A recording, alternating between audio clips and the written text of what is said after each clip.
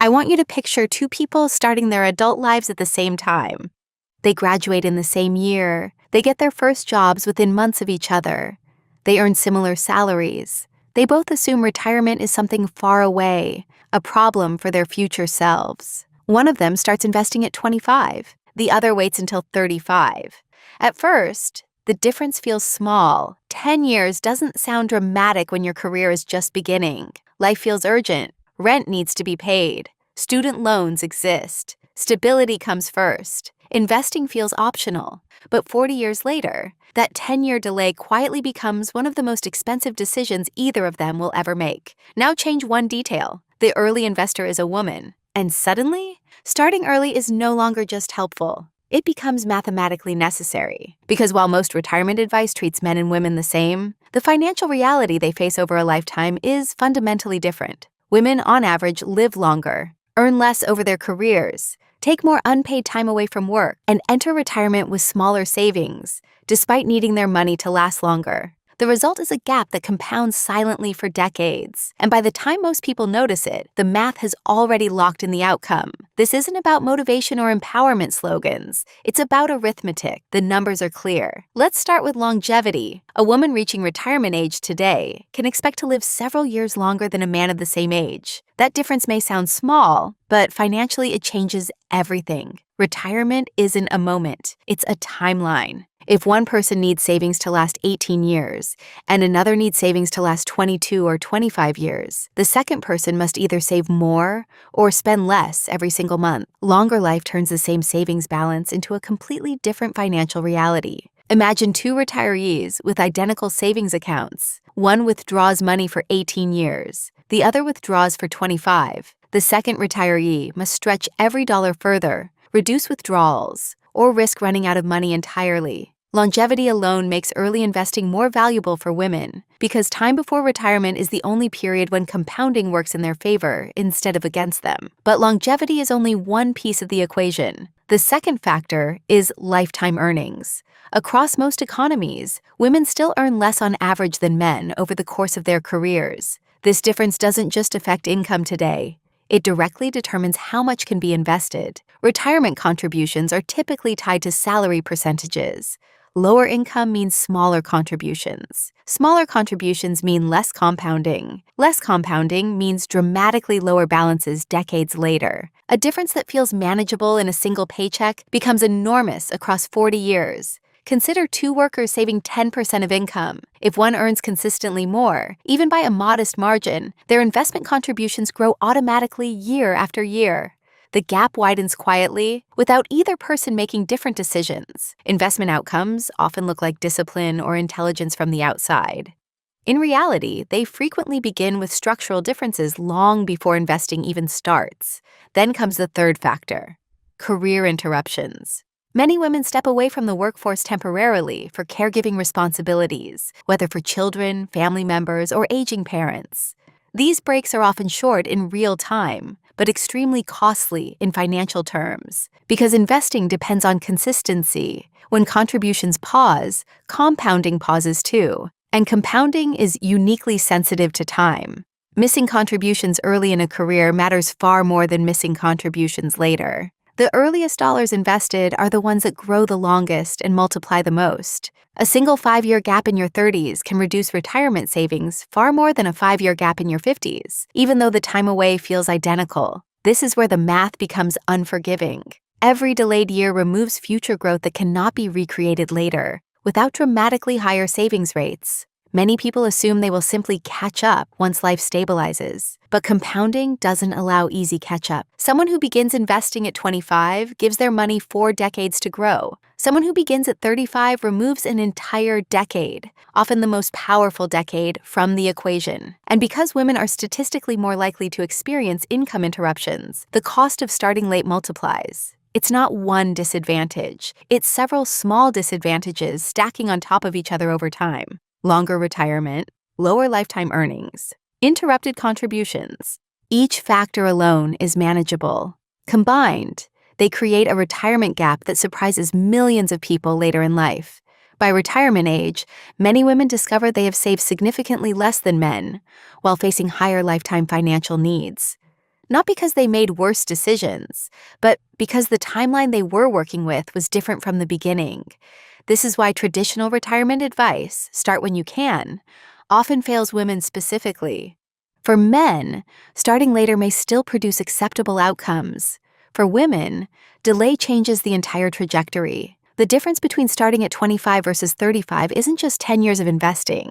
It can mean the difference between financial flexibility and financial dependence decades later. And yet, early investing remains one of the least emphasized financial strategies among young adults, especially during the years when its impact is strongest. The irony is that early investing requires the smallest contributions. The later someone starts, the more aggressive saving must become to compensate. Time either does the heavy lifting for you, or it forces you to do it yourself. To understand why timing matters so much, you have to understand how compounding actually behaves over time. Most people imagine investing as a straight line. You contribute money, it grows steadily, and your balance slowly increases year after year. But compounding doesn't work like a straight line. It works more like a snowball rolling downhill. At the beginning, progress looks almost invisible. Growth feels slow. Contributions matter more than returns. After several years, momentum begins building. Then, much later, growth accelerates dramatically, not because contributions increased, but because past growth begins generating its own growth. The surprising part is where most of that growth happens, not at the beginning of an investing journey, and not even in the middle. The majority of investment growth typically occurs during the final decade before retirement, which means early years are not valuable because of how much money you invest then. They are valuable because they allow later growth to exist at all. Let's look at a simple comparison. Imagine two investors contributing the same monthly amount into long-term investments, earning an average annual return. The first begins investing at age 25. The second waits until age 35. Both retire at 65. The early investor contributes for 40 years. The later investor contributes for 30. That difference sounds modest. 10 years doesn't feel life-changing, but mathematically, it changes everything. Those first 10 years give the early investor something the second investor can never recreate: time for growth to compound on itself repeatedly. Even if the later investor increases contributions, they are trying to replace time with effort, and time is far more powerful. This dynamic matters for everyone, but for women, it matters more because the investing timeline is already working against them in several subtle ways. One of the biggest is contribution consistency. Research consistently shows that women often save responsibly when actively employed. The challenge isn't willingness to invest. The challenge is continuity. Career pauses interrupt contribution patterns at precisely the moment when compounding benefits are strongest. Imagine an investor who contributes steadily from 25 to 32, pauses contributions for several years due to caregiving responsibilities, and resumes later. From a life perspective, that pause feels temporary. From a mathematical perspective, it permanently removes years of exponential growth. Those missing contributions don't just disappear. They remove decades of future returns those contributions would have generated. The cost compounds forward, and unlike missed payments on a bill, missed investment years cannot simply be repaid later at the same cost. To catch up, contributions must increase dramatically. This is where many people run into a second financial reality. Peak earning years often coincide with peak expenses. During their 40s and early 50s, many individuals face the highest financial pressure of their lives. Housing costs, education expenses, family responsibilities, and healthcare obligations all compete for income at the same time. The assumption that investing can be delayed until income rises ignores how spending rises alongside it. By the time people feel financially stable enough to prioritize retirement savings, compounding has already lost critical years. For women, this pressure is often intensified by longer periods spent balancing paid and unpaid labor. And this leads to another mathematical effect that rarely gets discussed. Contribution acceleration becomes harder later in life. Consider the difference between starting early with small contributions and starting late with large ones. Someone beginning at 25 might only need to invest a modest percentage of income consistently to reach a comfortable retirement balance. Someone starting at 45 may need to save 3 or 4 times as much every month to reach the same goal. The math becomes demanding very quickly. Late starters are not just saving for retirement. They are attempting to compress decades of growth into a much shorter window. For many households, that level of saving simply isn't realistic. This explains why retirement outcomes often diverge sharply even among people with similar incomes. It isn't income alone creating the difference. It's timing interacting with consistency. There's also a behavioral factor that quietly shapes long-term outcomes. Studies frequently show that women, on average, tend to invest more cautiously than men. While this often protects against excessive risk-taking, it can also lead to portfolios that lean too heavily toward cash or low-growth investments early in life. Safety feels responsible in the moment, but over multi-decade timelines, overly conservative investing reduces the compounding engine needed to offset longer life expectancy. The difference between modest growth and strong long-term growth may appear small annually, but over 30 or 40 years, it produces dramatically different results. A portfolio growing slowly must rely almost entirely on contributions. A portfolio growing efficiently allows investment returns to do most of the work, and this distinction becomes critical when contribution years are limited. Another overlooked factor is retirement timing flexibility. Men statistically are slightly more likely to work longer into later life,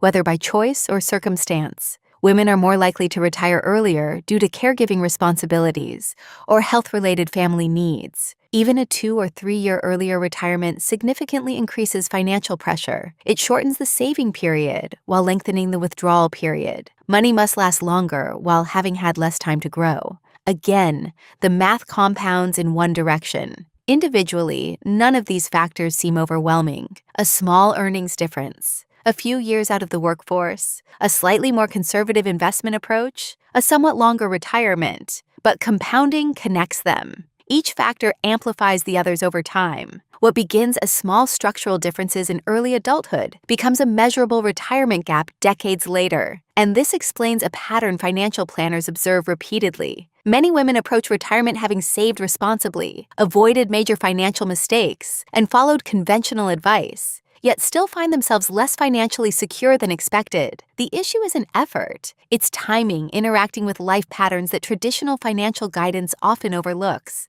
Early investing acts as a form of insurance against uncertainty. Starting earlier creates a buffer against career interruptions. It reduces the pressure to save aggressively later. It allows investment growth to compensate for years when contributions may slow or stop. Most importantly, it gives flexibility, because flexibility, more than wealth alone, is what defines financial security in retirement. The ability to reduce work hours, to handle unexpected healthcare costs, to support family without risking personal stability. All of these outcomes become more achievable when compounding has had enough time to work, and time is the one resource that cannot be increased later, no matter how disciplined someone becomes. To understand how these differences actually play out, imagine two nearly identical careers. Sarah and Daniel both start working at age 24. They earn similar salaries, receive similar raises, and begin adulthood with no major financial advantage over the other. Daniel starts investing immediately through his workplace retirement plan.